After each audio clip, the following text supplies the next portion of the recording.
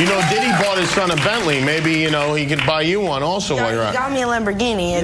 Well, that's nice. I haven't gotten it yet, though. Yeah, I know. When is that coming, that Lamborghini? We talked about this last time. He had the Lamborghini for a day or two, and he had access to the house, and he knows better than to be talking about the things that he does with Big Brother Puff on national television.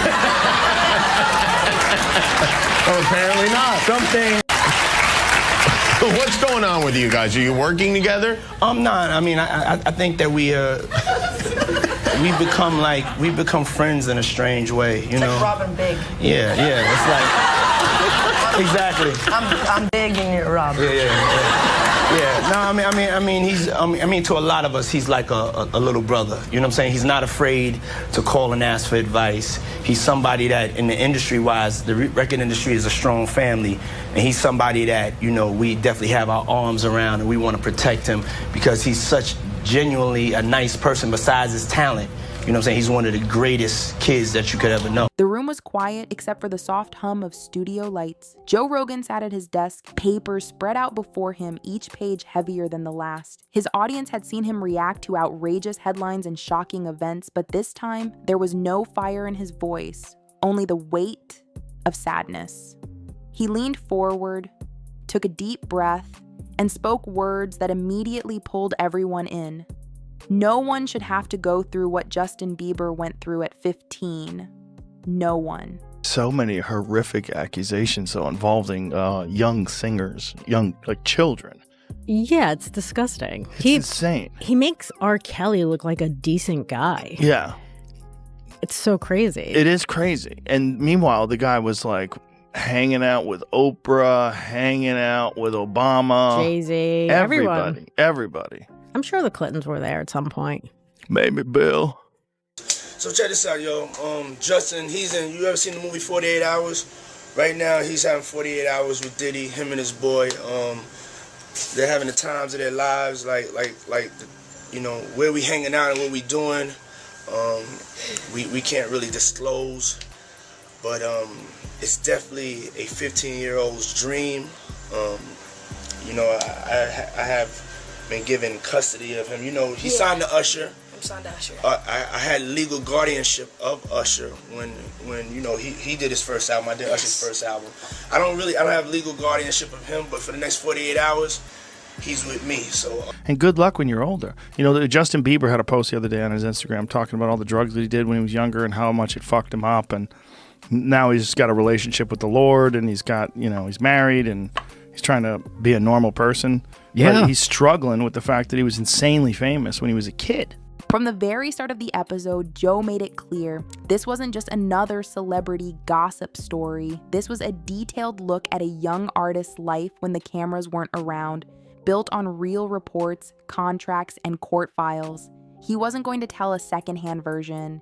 He was going to take his audience into the exact moments that shaped and in many ways damaged one of the most famous young stars in the world. What's up, man? You good? I'm good. How are you? All right, young brother, everything's good? Everything's Selling great. out arenas and everything? Yeah. Starting to act different, huh? You ain't been calling me and hanging out the way we used to hang out. Well, I mean, you try to get in contact with me, you know, through all my, partners and whatnot. Mm-hmm. But you never really got my number, so. Right. Okay. My number? Yeah. I'm gonna tell you my number. Yeah. It's 555. Yes. Okay. 5555. Okay. 55. Y'all heard that? Yeah. Okay. The you of then was on a path of self-destruction. Oh, for sure. Yeah, I would have, for sure, 100%. Yeah. It would have been no bueno. It was bad. I don't know if I'd be alive, for sure. It was dark. So I'm very, very grateful to have influences in my life that have played a huge part in me seeing their relationship with Jesus and their relationship with their wives and their relationship with their kids and saying that's what I want. But I want to definitely tell my story so that if that resonates to anybody, that they can hopefully. But yeah, just protecting those moments because people take for granted encounters and The first document Joe picked up was dated years ago, during the early days of Justin's career. It confirmed that Diddy had been given temporary control over Justin's travel and lodging during a specific period. There was no official agreement that spelled out boundaries, no oversight from neutral parties. It was a power arrangement that existed on paper, but raised far more questions than it answered. Joe's voice dropped as he explained, this wasn't mentorship. This was control, complete control over a kid barely old enough to drive.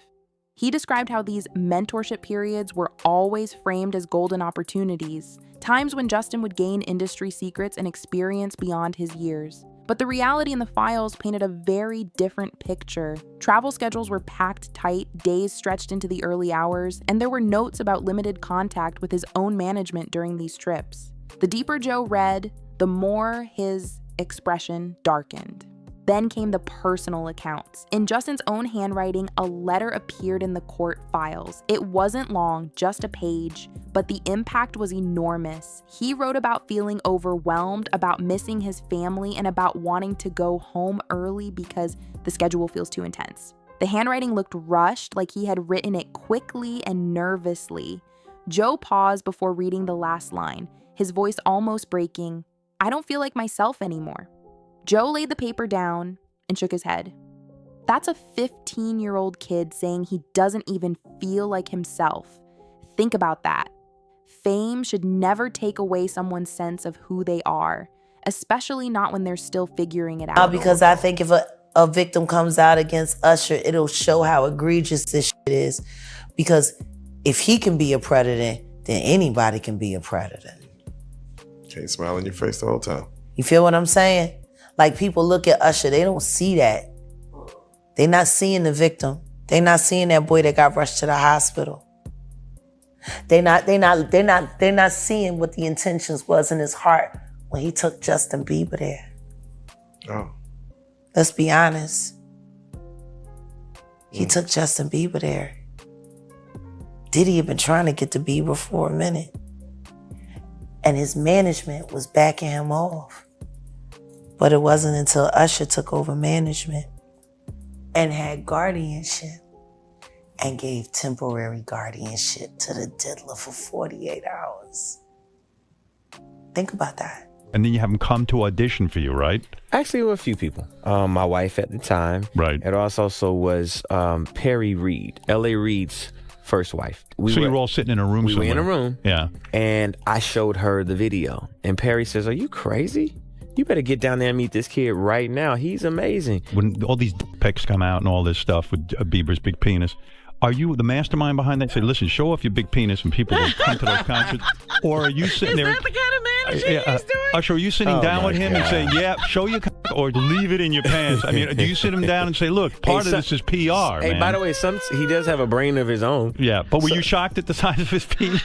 Hey, listen, he has a mind of his own. What he chose to do with his penis is his prerogative. He's managing that aspect of his life. But Usher is somebody... I have nothing to do with Justin Bieber's private parts, man. Flown out to Atlanta by a manager. His name's Scooter Braun. Flown out to Atlanta just to meet with him and meet different producers and different people. I was actually going to meet Jermaine Dupri at his studio. And who rolls up? Usher in his Range Rover. It rolls up. And I was like, is that who I think it is? And Scooter was like, yeah. And so I ran up to him and I was like, Usher, I love your songs. You want me to sing you one? And he was like, let's just go inside, little buddy. It's cold out. So the politest possible way he could say no, he did. And I was like, wow, he just turned me down. And I was a little disappointed. He had to go into a studio session, so I was like, whatever. And a week later, he actually watched my videos with my manager. And was like, oh my gosh, why didn't I let him sing? So flew me back to Atlanta where I got to meet him again. And he wanted to sign me. But there was something else. Justin Timberlake, right? Yes, Justin Timberlake also wanted to sign me. It was like kind of like, what happened was Justin Timberlake and Usher both went into a ring and boxed it out. And the outcome was Usher. I think it was a TKO. Months ago, I was really struggling mentally and emotionally, and just there was so many things that were adding up, and I wasn't able to enjoy any of the things that I owned. That stuff's not gonna matter to you. None of the actual things did anything because I was so hurt and I was so confused and I was so sick, and there was all these things, and I was like, I can't, there's like, you just can't, like you said, you can't enjoy the actual physical, tangible, like, things that money offers, right? But the evidence didn't stop there. Next, Joe pulled up a grainy surveillance clip. The timestamp read 3:12 a.m. Justin appeared in the hallway holding his guitar, flanked by 2 assistants. He wasn't heading to a stage or a fan meet. The location matched an estate leased under one of Diddy's companies. A whiteboard seen in the background had "Full Immersion Weekend" written across the top, with bullet points about hours-long drills, restricted phone use, and short sleep windows. Joe's eyes narrowed as he pointed it out. This isn't training, this is conditioning. As the footage played, Joe explained how this level of isolation and intense scheduling wasn't just tough, it was harmful. He referenced later medical reports that showed how early, sustained stress had left Justin dealing with lasting health challenges, both physically and mentally. This isn't about gossip, Joe said firmly. This is about cause and effect. You push a kid like this and you will see the consequences. The next set of files contained communications between event organizers and Justin's team. His management repeatedly tried to adjust the schedule, asking for rest days or lighter workloads. The requests were denied with short replies about maintaining momentum. Joe almost laughed in disbelief, though there was no humor in it. Momentum at what cost? They treated him like a product, not a person. Joe then shared something few had seen, photographs from Justin's early tours. They weren't glamorous shots from magazines. These were candid, unfiltered moments. Justin asleep on a hotel bed, still wearing his shoes, half-eaten meals left untouched, fan gifts sitting unopened in a corner. Joe lingered on one photo in particular, a young Justin staring out a window alone, holding his guitar but not playing it. That's not a kid living the dream, Joe said softly. That's a kid wondering when he'll get to just be a kid again. Anyways, I want to also just show you this montage. This is a montage that was shared by Evie Magazine. They do great work on their TikTok of Justin Bieber, again, just 15 years old, in Hollywood, surrounded by a bunch of adults. And you let me know if any of this registers to you as normal. Take a listen.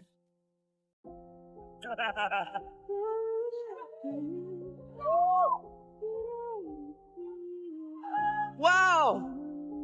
I feel violated right now. Wow. Lean into me again. You smell amazing. How old are you? Thank you.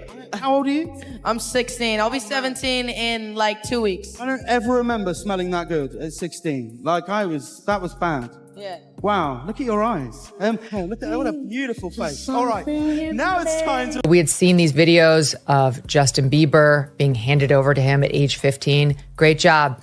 Great job. And for his weekend with Diddy camp. I mean, we don't know, but it certainly looks like Justin Bieber is still suffering the fallout from whatever happened to him as he was coming up the ranks of the music world. It really doesn't seem worth it. I mean, I'd love to hear more from his camp about what's real, because it's clear he's suffering. We just don't know from what. And what mother out there would give her 15-year-old boy over to a grown man who's in the rap industry for a weekend with Diddy camp without other adult supervision? As the episode went on, Joe wove in Justin's more recent public statements. On Instagram, Justin had opened up about the anxiety he still faced, how being famous so young had left scars he was still working through. Joe connected these posts back to the files on his desk, showing the clear link between what happened back then and what Justin deals with now. These aren't separate stories, Joe explained. They're chapters of the same book. Sponsors were watching too. By the halfway point of the episode, Joe's team reported that several companies had quietly removed Diddy-related content from their playlists. One sneaker brand had paused a collaboration, and some streaming platforms were reviewing his catalog. The impact was already rippling out. When the truth comes out, the industry notices, Joe said. They can't ignore it forever. In the final hour of the show, Joe read from a licensed therapist's deposition. It detailed the long-term effects of the environment Justin was placed in, loss of trust in adults, difficulty relaxing even in safe spaces, and a constant feeling of being evaluated. Joe put the paper down, visibly moved. This wasn't guidance, this was control, plain and simple, and control like this can leave a mark that lasts for years. He ended the episode not with outrage, but with a plea. If you're in a position to protect young artists, do it. Don't let contracts and power games decide their futures. We've seen what happens when no one steps in. His last words were simple but powerful. Success should never come at the cost of a young person's well-being. But after the cameras turned off, Joe stayed at his desk. He kept reading, flipping through page after page of a story that was bigger than just one artist and one industry figure. It was a blueprint of how an entire system can fail the very people it claims to build up. And in that quiet moment, away from the spotlight, Joe seemed more determined than ever to make sure this story wasn't buried again.